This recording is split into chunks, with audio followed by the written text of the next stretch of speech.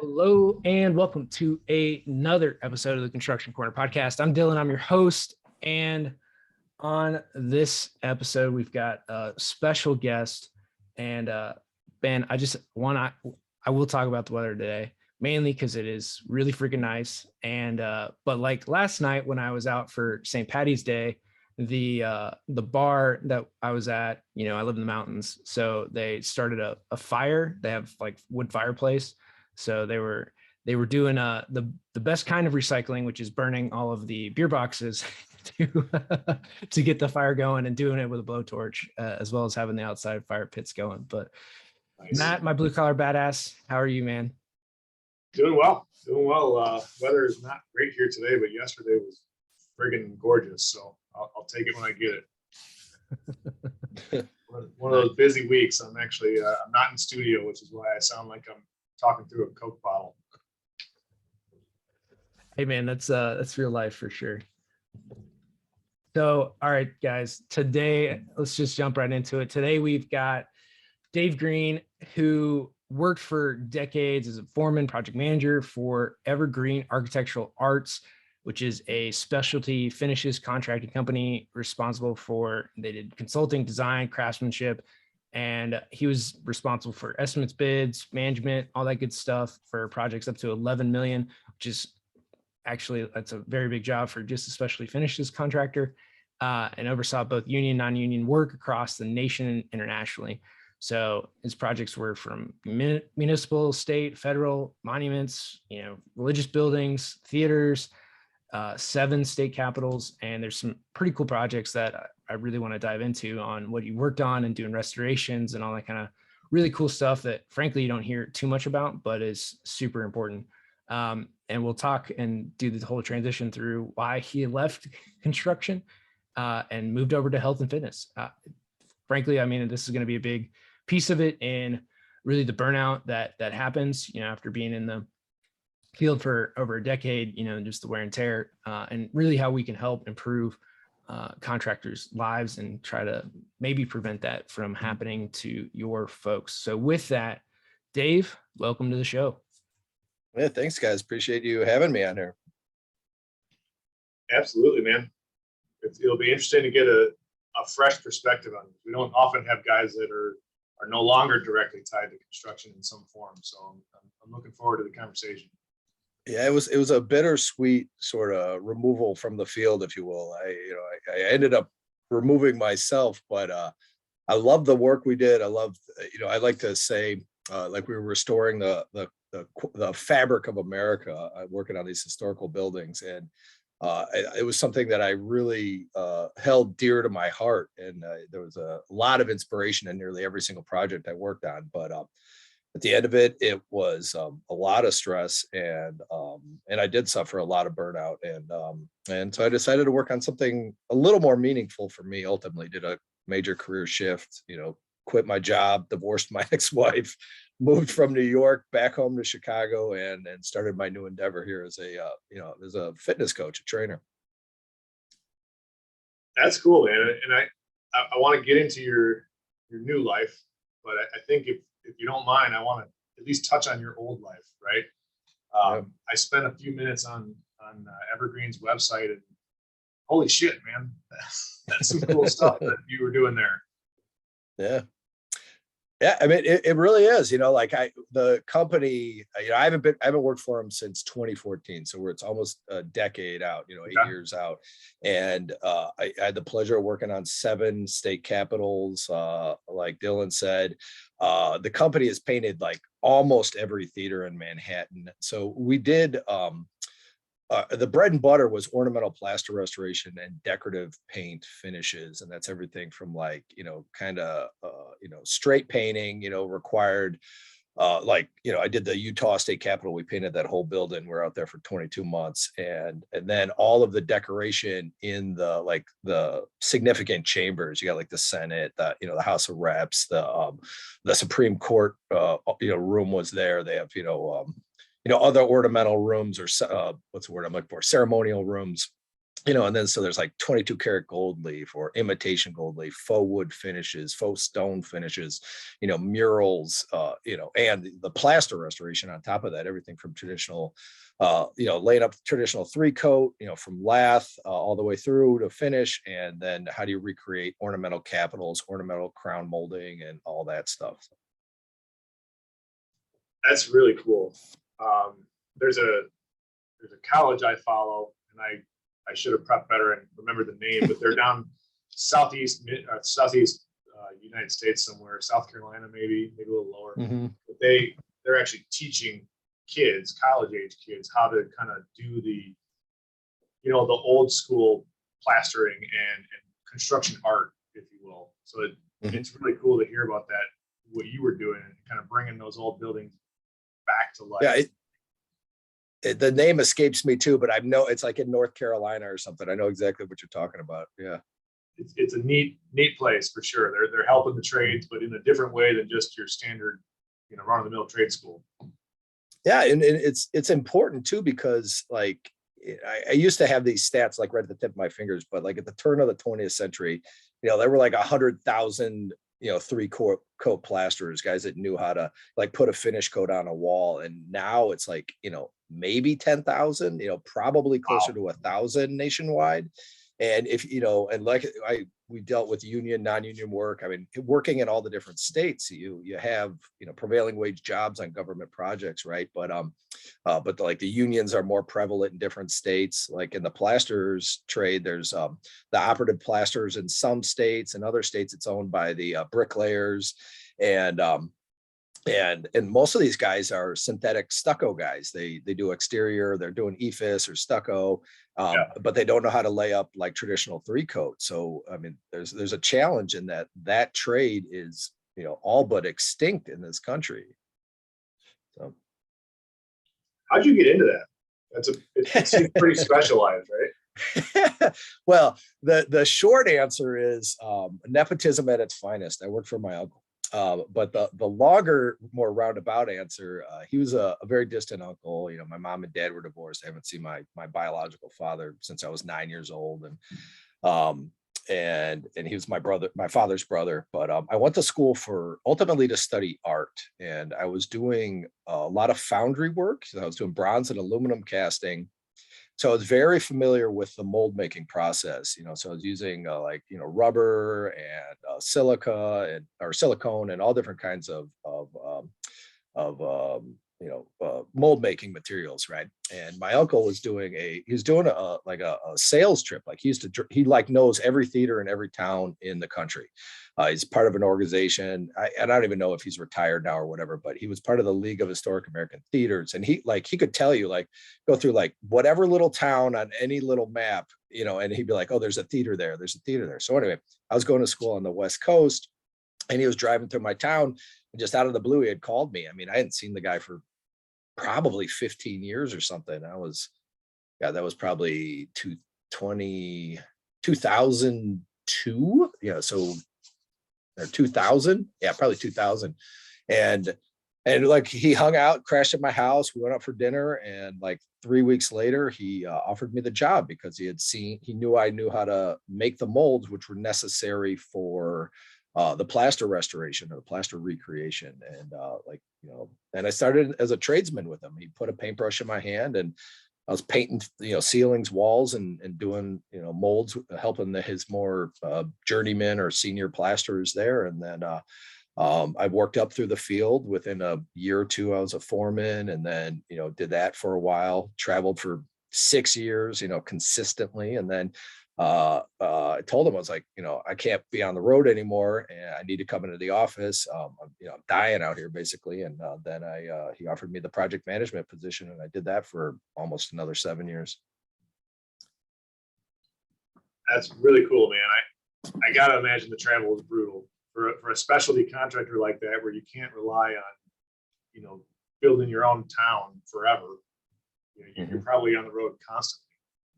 Yeah. I mean, yeah, I didn't even unpack suitcases. I'd be in a hotel room or an extended stay hotel, or, some kind of a furnished apartment, and, Yeah, some projects were 3 weeks long, some were 9 months. I think the longest stint I had was in Salt Lake City for 22 months. And that was actually kind of nice. I made some friends and, actually was able to, have developed some relationships. But uh, other than the contractors I worked for, the GCs, the CMs, the other trades, but yeah, I mean, it was fun, but it was a lot of times in hotel bars or bars. Yeah, I Yeah. get it.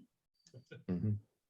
Yeah, and the Salt Lake Capitol, it sits nicely like right at the top of the hill there in Salt Lake City. So if you've ever been to Salt Lake City, guys, it's like majestic is like a nice way to put it. Like Yeah. on one of the roads coming up, like it sits perfectly on like dead center on the like main street through Salt Lake. So it's kind of cool to see. I've never been in it, but from the outside anyway, I, it's a cool building. it's I'm pretty sure that's still my handiwork. I don't, if it hasn't, God, that would have been, when was I there? 2000. I turned 30, so 15 years ago is when I was out there. So 2007, right? Yeah. Yeah.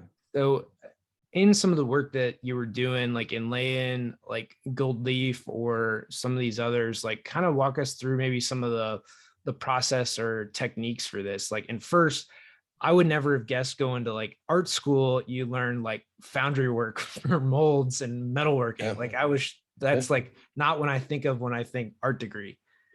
Yeah, I mean, it was, I loved it. I mean, I did a lot of glass blowing too, like out of like an Italian furnace, not like they call it lamp work when you got the little torch on your table, but so I was just like fascinated with fire and like the phase change, and like I mean, I loved being around, molten bronze or aluminum. We did a lot of that casting work. But the 22 karat gold leaf is it's really a fascinating material. It's very forgiving. Traditionally they used to like pound it, like these little pearls of gold in between like rabbit fur, and like that's how they would make the leaf. And we would get most of our gold leaf from Italy. Manzetti or something like that was the name of the company. It's like one of the biggest suppliers in the world. And like we had a very intimate relationship with Sep Leaf, who are out of New York. Like they, like it's like I didn't work on the project, but gilding like the Colorado State Capitol dome. I mean, it like, when you bid projects by the way, it's like they do these capital improvements and they're like, okay, they do the budget projections. And it's like, okay, I don't know what the number is, but like we need $200,000 worth of gold leaf, materials, but it's pegged to commodity prices. So like that, if you don't do this project next year or 2 years, it may fluctuate. But the surface has to be absolutely pristine, so a lot of spec books call for like a level 5 finish, and it's like, no, like you'll still see tape lines or whatever on sheetrock or whatever, so you really have to like float out these walls and make them like absolutely smooth, because there's no touching up gold leaf. Like you lay it on, and if something you can't just go in and put a new one in. You have to like redo the entire surface, and if that's a 10 by 30 wall or ceiling or whatever you're working on, it's like you got to redo the whole thing. And you got to have a good solid substrate, so it's got to be primed and sealed properly. And then you use a specialty varnish called size, which lays up just like size. And when I started, we used to use a French product, which was a lead-based sized, which was Lafranc's, and like it was still legal to use. Had gotten around the EPA codes, restrictions in 78 or whatever from 1978. And we'd be like, there are projects I was on where you'd spray that stuff on with a HVLP, paint sprayer, fully masked and everything. But yeah, so you spray this on, and it dries 12 or 24 hours, and you come in the next day, and you would like rub it with your fingernail. And if it made this right like squeaky noise, you like knew it was ready, and then you could apply it. And traditionally it'd be in these books. They'd be like 3.5 inch by 3.5 inch squares, and like master leafers could just like flap, flap, flap, flap, like just lay it out perfectly in these like straight lines. And that's part of the appeal of the finish, is that it would be these like little squares. And then they started to put it in rolls and things like that, so it was just more convenient to lay out or more efficient. So But yeah, it's a cool, I always joke about like, hey, I could gild my toilet if I want. Like nobody would know the difference if I was actually using a solid gold, toilet, or if it was just, yeah, a coating. I don't know why I would ever do that, but Be a good party favorite. yeah, cool party trick for sure, Yeah. Yeah, just scratch through it. I got ripped off on this toilet. It's supposed to be gold. Yeah. Yeah.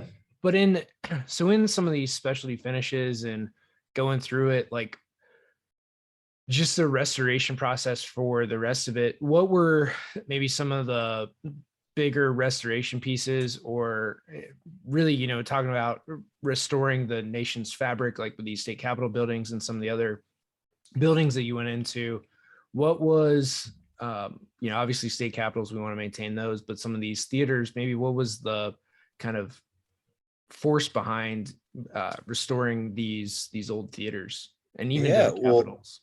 Yeah, well, I mean, first I'd like to say, like America has monuments on par with Europe. Like a lot of times it's like, oh, we're only 250 years old or whatever, and they got monuments from Italy that are 1,000 years old. It's like like some of our buildings are just as beautiful and elegant as anything from the old world, if you will.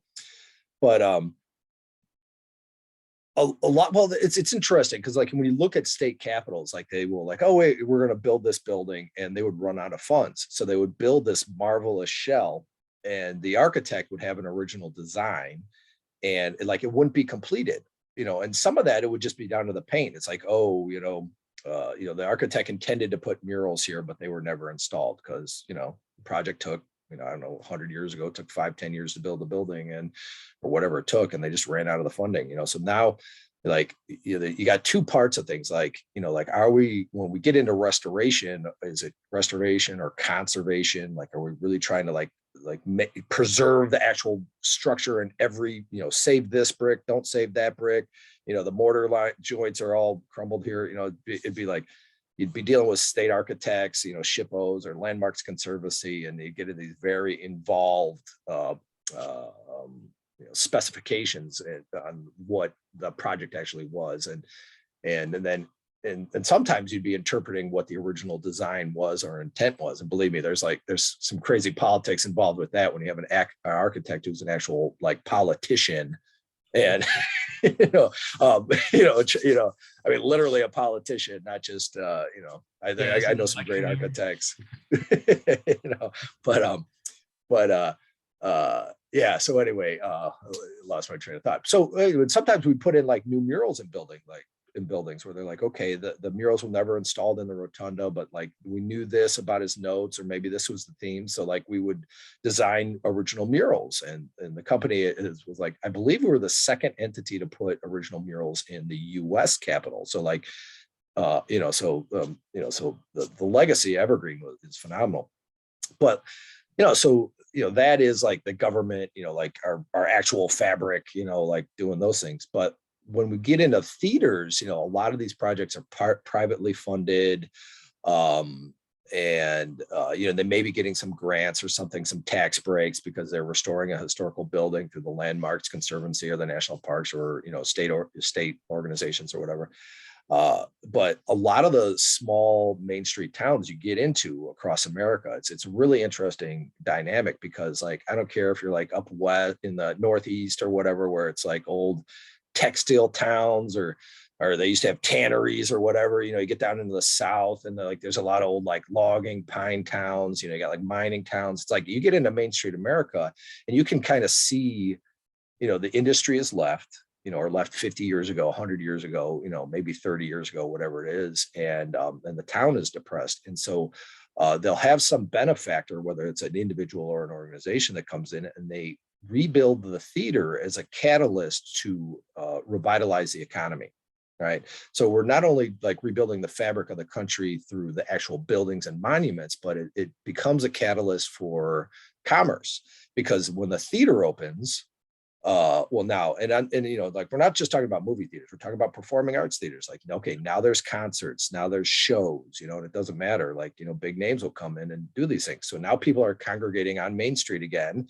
And what do they want to do? They want to go out and have a meal. They want to go out and hang out and have a drink afterwards or whatever it is, you know, and then it's like, you know, the restaurants come and the shops open up. So we have seen it act as that catalyst in many towns. And so it like, that's where it's like, that was the tear jerker, like very emotional part of this. And you'd be in these old theaters, and some of them were just like, you know, old movie theaters, like single screen theaters, and nobody's building those new, by the way, right? Like it's all, you know, megaplexes, you know, 20 screens and all that. But you know, I remember I was in a town in Maryland, and you know, like some 90-year-old dude walked up to me and he was telling me a story about how he lost his virginity in that theater. I mean, he wasn't getting in details, but he's like, I went to this theater, I had this first date or whatever it was with this lady. And, you know, it's like, you know, like, I mean, those stories are just phenomenal. And I've heard, you know, a million of them from, you know, I was in a chapel in a nunnery once, and this 90-year-old nun walks in. She's just in tears because I was painting like a mock-up for her on what the chapel would look like. And she's like, I've waited my whole life for this, you know?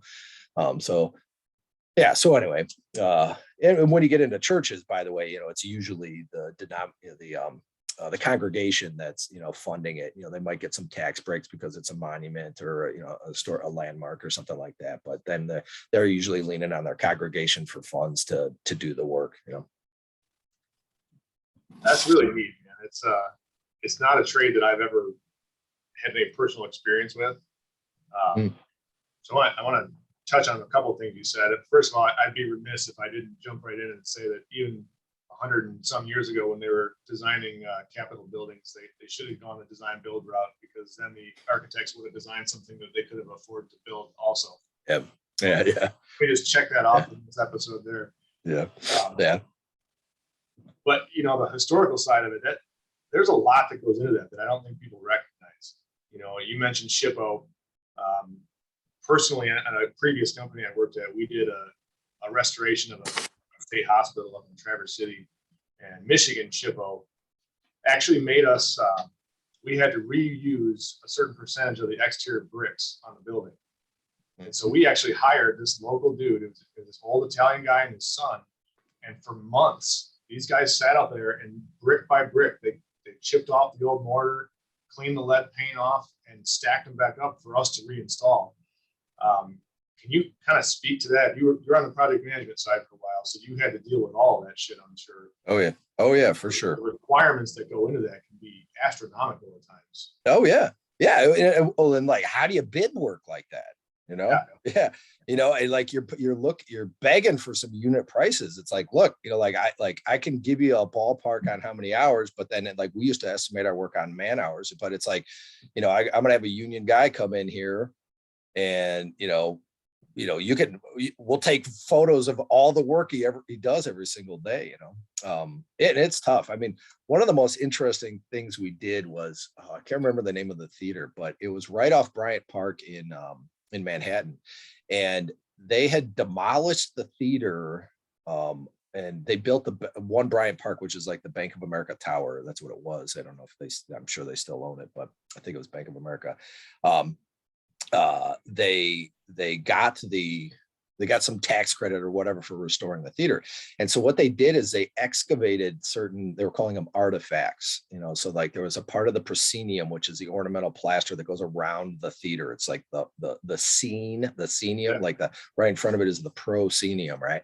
And so they took a piece of it that was like, you know, 3 feet wide by like 15 feet tall. And we went in, they excavated it, you know, laid it down, and we would inject like specialty, you know, glues, essentially like hardeners into the back to like maintain every component of it. You know, it was ornamental plaster, so it's not like traditional 3-coat, but it had like brown and scratch underneath it, and why I think it must have had wire lath on it.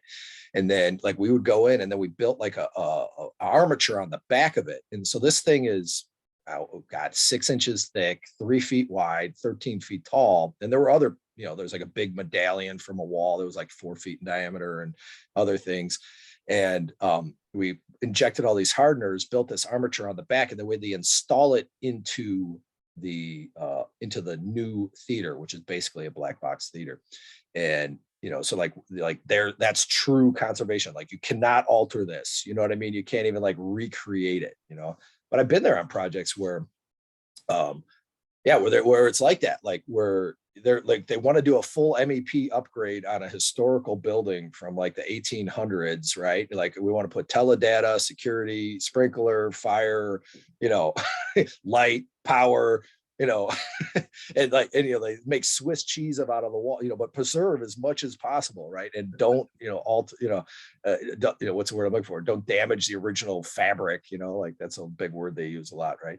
And then, go back in and patch this wall. And then so it's like, the walls become a jigsaw puzzle in Swiss cheese, and you're trying to like wire in lath into this huge, all these channels and routes. And by the way, right, like they drew it all out, but then you open up the wall and, oh, well, there's unforeseen conditions in here, right? Like the beams don't go the way we thought they did, the posts and the columns or whatever are where they are, or the whole wall falls down, whatever. And yeah, right. Yeah, exactly. Yeah. Did they use drawings, 200 years ago? Anyway. And then, so it's a real freaking challenge. Right? And then you're like, hey, if you want this to look beautiful, like we have to put a finish coat over the whole entire wall, but they're like, well, we don't want that because it's not the original. And then you like try to put the gold leaf on it or whatever the finish is, and it doesn't look right. It looks like it's on a wall full of patches. Lord forbid there was a change order come down from the owner when they're like, oh, I didn't want the light switch over here. I wanted it on the other side of the room, or whatever, it's challenging. It's really tough. So part of the difficulty of the projects is we'd go in and we bid them. Here's how much it costs and here's how long it's going to take, right?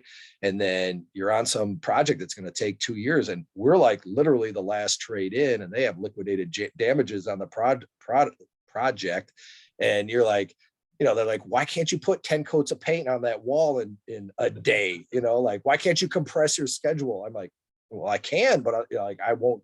Will you accept not having a warranty on the work? And I'm pretty sure the architect / owner's rep or whoever's got to approve this thing is not going to sign off on that. And I'll be, by the third time you do it right, or whatever. What's that old saying?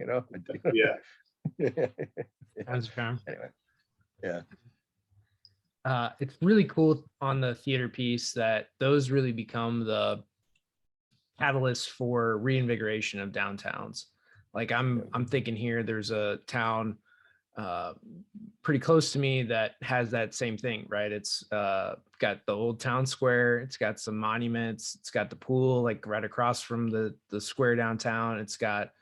There's a few restaurants that have come in, but it used to be a big logging town was the primary industry there, where the rails come right into town. They would unload the logs from the mountains, and that industry's kind of just left, and they've turned the rails into trails. And so now I run along them, but there's an old theater there that would be like, it's a single theater, would be perfect to be renovated. And then around it, there's all the restaurants, bars, and then there's a big park and green space next to it. And I could just picture having that renovated to really be the catalyst for, small community, few thousand people or whatever, but it would really reinvigorate a lot of that. And then bring in people from out of town to come and see a show or whatever might, be there. Yeah. I think it's critical, and it kind of gets into a larger discussion about, kind of bringing things back to America and maybe spending a little bit more money for an American made thing, like the sound quality in a little theater like that may not be like the Dolby Megaplex, but the architecture of the sprawl, I'd go into towns too, and it's like you'd see the main street, and then it's like I was working it was in Maryland. I remember I was like in a furnished apartment. I'm looking out, and like it's just like you could see the sprawl go for miles, and you got your big box stores. I'm not going to name any names, and it's like just the architecture of nothing, and now like we see some contraction on some of that, where you see these strip malls that are just vacant. it's you know, it's a little like quality over convenience, if you will. So anyway. Well, and the experience of it, like these old theaters and stuff, like it's an experience, and going and seeing them, or the feel of it, and Oh Matt, yeah. I'm sure you had something else there. So Dave, you had a pretty cool career doing some pretty cool stuff in construction, but let's kind of switch gears, I guess. And you obviously left for some reason. So why don't you touch as much detail as you want on why you left, and where you're at now? Yeah, I obviously I had a lot of pride in the work, or maybe it's obvious, right? Like I loved what I did, and I thought it was important. And I left college, took this job, and I was on the road, for 6 years straight. And it turned out to be so much of my identity. Like I tied everything I had into the work. Like I was like, oh, it was important. It was good. But then it's like all of my relationships were coworkers, and all of my time was spent on the job, as a foreman / project manager. Like I'd work my, whatever 8 hours in the field, and then I'd go back to the apartment or hotel where I was staying. I had to do the administrative side of things, so I'd be doing that. And then, and then like all my socializing, or the vast majority of it, would be with my coworkers, and so it became everything. It defined every ounce of my fabric, or every fabric of my being. And yeah, and like whatever, you're on the road for 6 years, and I wanted to be married someday and have kids and do that whole thing. And it's like I couldn't keep a stable relationship. I'd meet a girl maybe in the town and date for a while, and maybe be serious, maybe it'd just be more fun. But then it's like, well, I'm on the road again in 3 months, and even if I really like that girl or whatever, like it's like, well, that would never last because I'm on the road. And like I had married guys that or girls too, that worked for me in the field, and it's like like they're away from their family and their kids, and yeah, so anyway, like there's a lot of time in the bars or just sitting there drinking. It's like how I pass the time, and not, in hindsight, it wasn't enough time working on myself, and taking care of my own health and wellness, because I was so fixated on the work. It's like all I had. And that ultimately led to the burnout, my workload was pretty intense as a project manager, because it was a kind of unique role, because I was responsible for front of house and back of house. I had to do sales and estimating and bids, and then I had to manage projects too. So, at one point I was managing something like 30 projects in like 7 different states. And I'll never forget my boss. He said, he's like, how much time do you spend on, this is my uncle again, right? How much time do you spend on every single job site every day?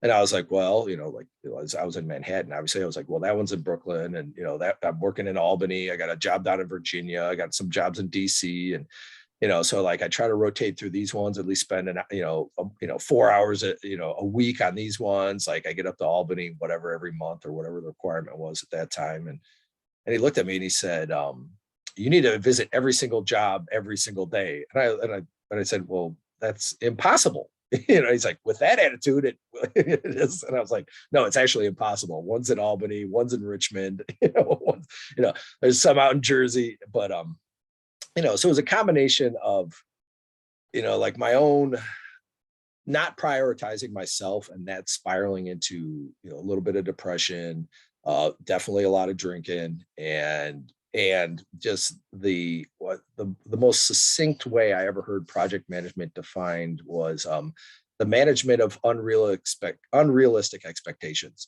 So I'm being squeezed in the role between my boss, my coworkers, my clients, and all those things. And yeah, it was like this perfect storm. And I was in a bad place, a real bad place. And so I had to go. I quit.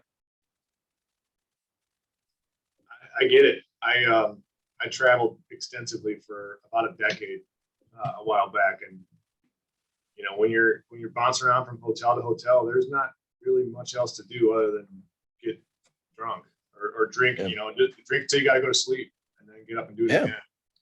You know, hotel gyms are still utterly dismal places to be. You know, they're crappy old treadmills usually, and that's about it. And I can understand the burnout factor, man.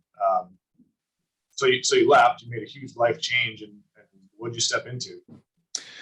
Well, before I quit, I started CrossFit. And it's one of these things where I had a coworker, and it's kind of funny. He would, for years, we happened to work together on a lot of projects, and he would always find a CrossFit gym and a grappling studio.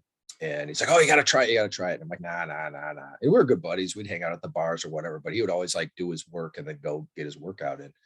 It's probably been 6 or 7 years, and then I finally was like, "Oh, I went and tried CrossFit." And the reason why I did that was because I had asked my ex-wife to marry me, and I was like, "Oh, I want to have kids, and I need to establish a habit," and I did, and there's kind of this classic, mythos or whatever about CrossFit is like, it's a cult, you start it and then all you do is talk about CrossFit. Number one rule is about CrossFit is you always talk about CrossFit, but it changed my life. It reminded me of who I was when I was younger. I played sports through college and, just D3 intramural or intracollegiate club. It wasn't like some D1 program or anything, but it reminded me of how good it felt to move and exercise and start to take care of that part of my life, and how important that was to me.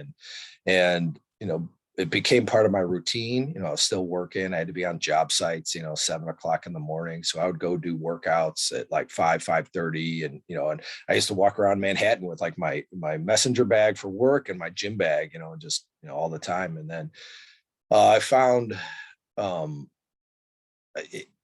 I saw that the transformation, it helped people, others have also. You start to see people, like, for me, it was a lot of women, like they're like 30 years old and they do their first pull-up like ever in their life. And you see like the kind of realm of possibilities expand. I mean, you could literally see it in their eyes when they do their first pull-up. And I was like, wow, that's really, really powerful. And, and I was like, well, I could do this.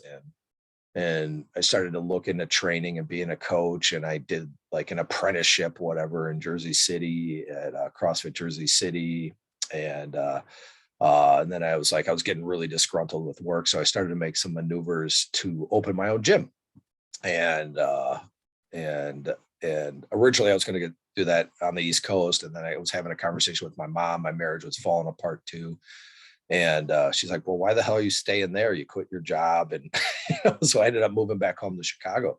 But it was really about me trying to help people, live better lives. And there's a bigger picture to me for it also to me is, and this goes back to even before, our pandemic over the last, 2 years. And is that there's something failing in Western medicine when all we talk about is alleviating symptoms and not actually handling the underlying causes. There's this myth that like we can live whatever lives we want and there's some pill or procedure that's just going to make us healthy. How to truly be healthy, physically, mentally, spiritually, and in our relationships and careers. I think that you need to do the important work of working on yourself and your own fitness. And that was maybe that was the big thing. Like I was doing important work, but I wasn't doing the right important work, and looking back, what I do now is like, I have 2 kids. I got 2 boys, they're 4 and 2. I'm 45, I've been married to my current wife for about 6.5 years. And like, I like, where would I be if as a father if I wasn't present in their lives, like on the road, where would I be if my health was failing 20 years from now and they need to be like taking care of me and those sorts of things. So these are the kinds of issues that I deal with, and I help other people cope with too, so it's about making changes like that. I think it's a big step to make, but it's crucially important. What you're doing and what you're trying to instill in people. It's unfortunate that some people will go about living and never get to that point, right, where they recognize that that self-preservation should be key, and self-development, right? It's epidemic to the construction industry, right? We don't, as a whole, take care of ourselves worth a shit. You know, you eat crap food during the day, you drink too much at night. When you get hurt, you get prescribed a bunch of pills, and it's just this perfect storm that, you know, it ruins lives. And that's, you know, Dylan and I talk about all the time, you know, different ways to improve the lives of the industry at large, whether it's technology or, you know, whatever the thing may be. This is a kind of a new facet, what you're doing, that we've never really touched on. But it's crucially important, right? We need to push this more to our industry, to everyone in the country as a whole, but we focus on construction a lot. You know, there's ways to be healthier and to preserve your sanctity of life, right? And you're kind of showing us how to do that. So it's impressive to see. It was a big jump, I'm sure. I'm sure it was not an easy decision, but you know, it sounds like it's working out for you. Well, yeah, I mean, it was not an easy decision. You know, like I was definitely disgruntled and not happy with my career, but I was heir apparent to take over the company. You know, I left a potential 7-figure income to start my own business. You know, and I was, you know, when I started my gym, I was living in my buddy's attic on an old mattress. He was recently divorced. You know, and I was working out of his garage. You know, I was making like $500 a month for, you know, 18 months, you know, just trying to, you know, get in the black. And, but, you know, it is important, you know, and it doesn't really matter what your career is, you know, and I certainly, you know, have a intimate knowledge of, you know, I worked with dudes and ladies from all over the country. And like, you know, one dude came to work for me when I was in Topeka working on the Kansas state capitol. And like, I hadn't even met the guy. He'd been working for the company for a while, and he flew in. He got set up in his hotel room where he was staying, and he had a heart attack like before I even met him. And the first time I met him was in the hospital, you know, and I'm calling his wife, and you know, and he was stable and whatever, you know, and you know, and bringing him magazines. But yeah, he's, you know, freaking hospital gown with all these tubes in him, and it's like that's the first time I met the guy.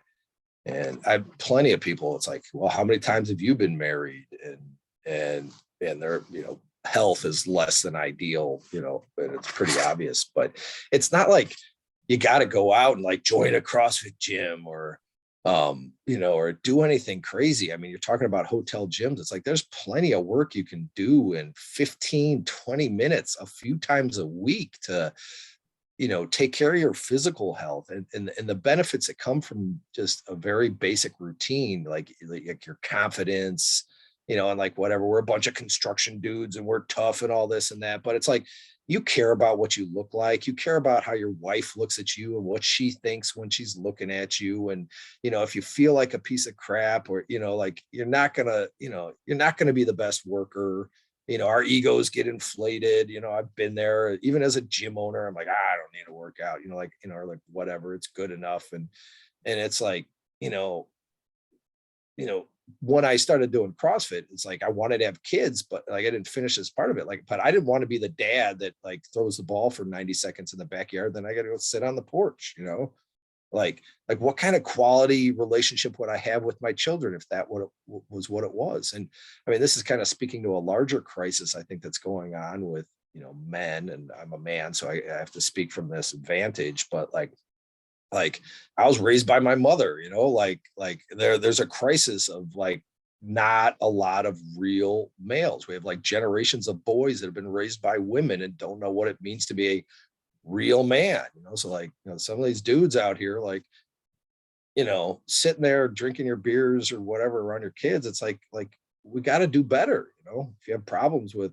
current political climate, you know, like maybe this is something we can do, you know, master ourselves in order to improve our families, improve our communities, improve our country. You know? I don't want to get off into politics too far, but I think it's all related, you know, and that's another reason why I was like, man, I want to go help this country. I want to go help people, you know, through fitness and, you know, everything that, stems from that or spans beyond that. Uh, Amen to that, man. You're Yeah. spot on everything you just said.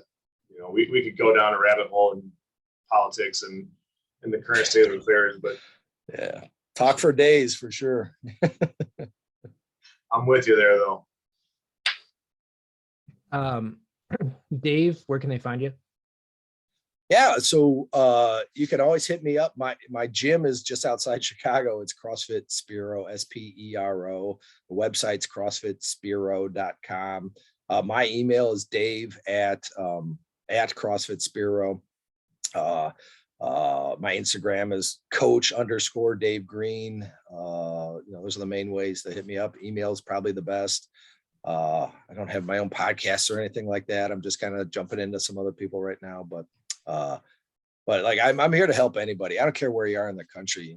If you have any questions, need any insight, need some tips, some pointers, hit me up. That's what I'm about. I'm trying to help people everywhere and anywhere. This is important to me, and so important that I left my old job to do it.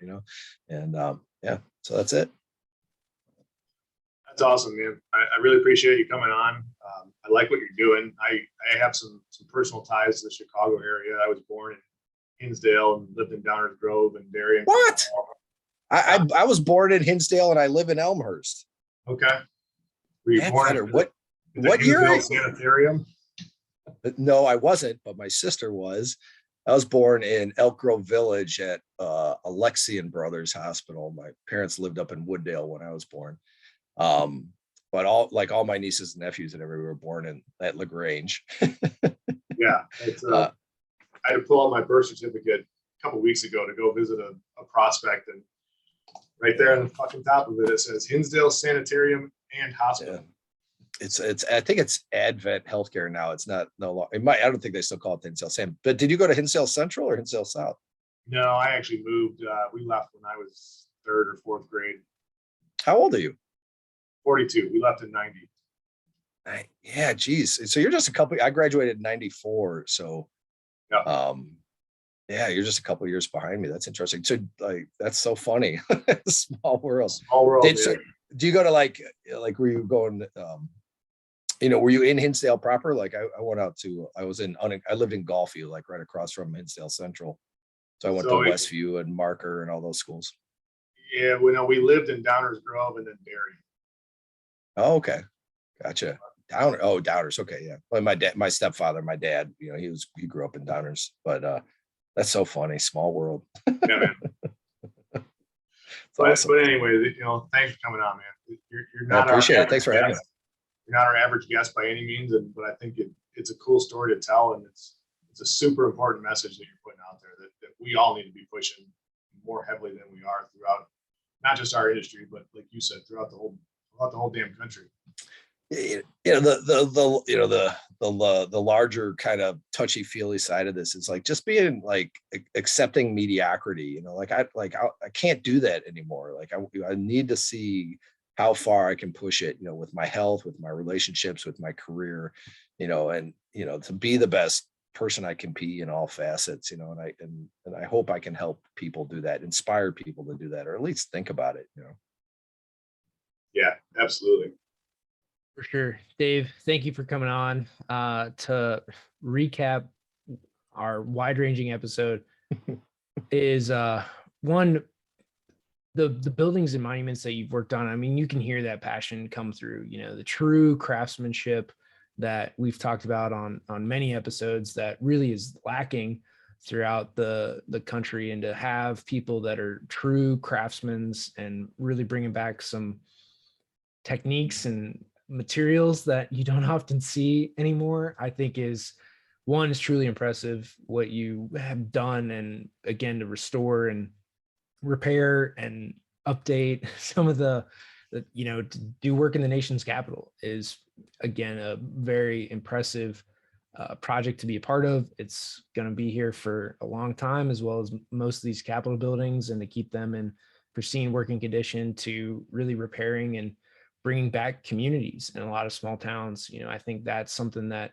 a lot of us maybe forget about is, those small town communities where, flyover states, and people forget about, those little things, or Main Street America. And, it's really where a lot of people live. It's where our food comes from, is from Main Street America. So all that work is super important that you were doing. And then to make a huge transition, I've done it, I've talked about it, to where it's doesn't serve who you are, to your best ability, and ultimately helping others to get the best out of themselves. So it's a scary transition to make from a known entity into the unknown, but I think you're happier for it, and the world's better off for it, for you to follow those passions and to ultimately talk about this type of thing where people are burnout, they're stressed, they're going through hard times, and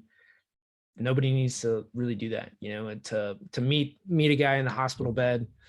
It's, if you start asking around on job sites or through your offices out there, how many people have had heart attacks or high blood pressure or strokes, or, they've gone through, like I had shingles, like to go through these really stress related events there's a lot of them. Most people don't talk about them, and you'd be surprised at how many have them, and seemingly healthy people. They're just not carrying the extra 100 pounds, but they have other underlying problems that they're just not talking about. So Dave, thank you come on for making that awareness, and telling your story. And I think it'll help a lot of people. So appreciate you coming on. And guys, share the show. It's all we ask. We don't run ads or do any of that stuff. So that's going to be this episode of the Construction Corner podcast. Thank you all for listening, and until next time.